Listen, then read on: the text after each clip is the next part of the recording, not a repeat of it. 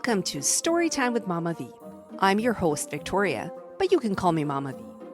In this show, we go on storytime adventures where magic exists, where brave knights and courageous princesses come out to play, and where the good always defies evil. Now, get comfy, because storytime is about to begin. Welcome to Storytime with Mama V. I'm so excited to read to you again. How have you been? If you're new to the show, welcome, welcome, welcome. And if you're returning to the show, welcome back, welcome back, welcome back. Today's story is called Have You Seen Baby Pigeon? Now, this story is about following your dreams and passions, even if you weren't born as what it is that you aspire to be. Are you ready? Let's get right into it. Sophia was not born an artist. Nothing like that. She was an ordinary little girl who lived in a cozy little apartment with her grandmother. That day, as always, Sophia was drawing in her room and dreaming about becoming a great artist. She ran her pencil over the paper and thought what she would draw today. Maybe a flower? Sophia began to draw, but it did not seem good enough. It was too big and floppy. A cat then. But the cat was not good either. His paws were bigger than his head.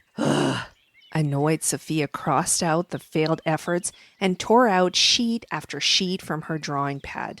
Meanwhile, her grandmother was dusting her room. "Granny, please draw me a bird," Sophia asked, handing her pencil and a sheet of paper. "Actually, you see I can't draw, Sophia," Granny said. "Why won't you draw one yourself?" "I can't either," the girl sighed. "And it's not like I've seen any birds recently anyway." The next morning, as Sophia was returning to her room after breakfast, she saw two pigeons on her balcony. She froze right away with a glass in her hands, not wanting to scare the birds. Despite all efforts, Sophia felt like she was breathing too loudly. Her heart was thumping so much, thump, thump, thump, thump, thump, thump, thump. She thought the birds would hear her through the window. Sophia stood still for a long time, but she was so eager to draw the birds that she decided to slowly walk to the table and grab her drawing pad anyway.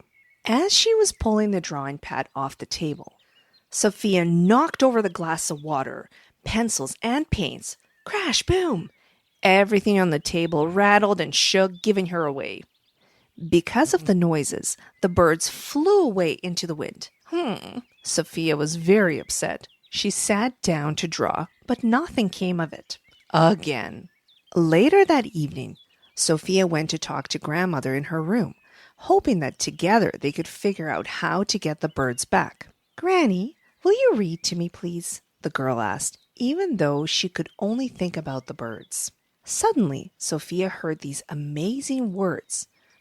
Birds often flew to the feeder near her house. "Granny, let's make a feeder," Sophia shouted happily and ran out of the room in search of the right materials. Together, they made a feeder, filling it with grain for the birds to enjoy. The next morning, Sophia woke up to the cooing of the pigeons on her balcony. She grabbed her drawing album from beside her bed and began to draw. Sophia was so happy that the birds came back to her. And they kept coming back, making the balcony their home. After a while, the birds built a nest. And soon after that, they laid some eggs.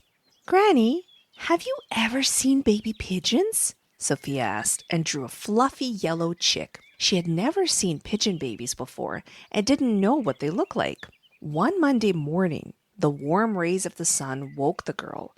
She heard the birds outside and felt the approach of spring. Sophia noticed that the pigeons sat in the nest all the time and did not leave it even for a minute. She was drawing when suddenly she saw dirty yellow lumps inside the nest. She was surprised, but drew everything as it was. And this is what she drew.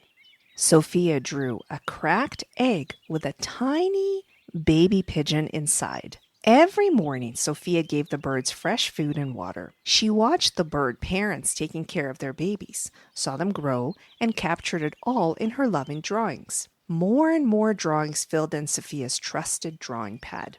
The new drawings were different from the old ones, and her drawn pigeons were starting to look more like pigeons were supposed to look. But one day, the pigeons flew away and did not return, leaving their babies behind. Oh no. They didn't come back the next day either. Sophia began to worry. Where did Mama and Papa Pigeon go? Grandma taught her how to make porridge, and now Sophia could feed the babies all by herself.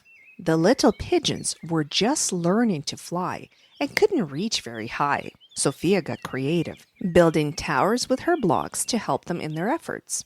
Like baby pigeons, Sophia was learning too. She also moved to the balcony with her easel to draw more and more.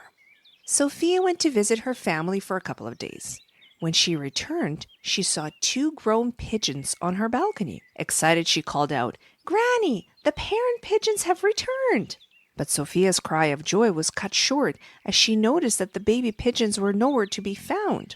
Granny immediately tried to comfort her. "Sophia, dear, it's not the parents who have returned.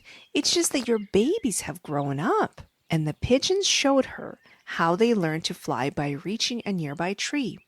"How beautiful," the girl whispered with a smile. Now her pigeons would fly away for a long time, but they would always return before breakfast. Sophia finished the drawing pad and happily started a new one. She understood how important it is to support loved ones and find inspiration in what is around us. Sophia learned to appreciate her drawings because each of them brought her closer to her dream and saved its own story inside. This brings us to the end of our episode today.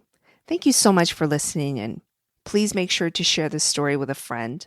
I'll provide the link to where you can purchase the book and see the beautiful illustrations of Sophia, her granny, and the pigeons. Once again, thanks so much for listening in. Until next time, bye for now.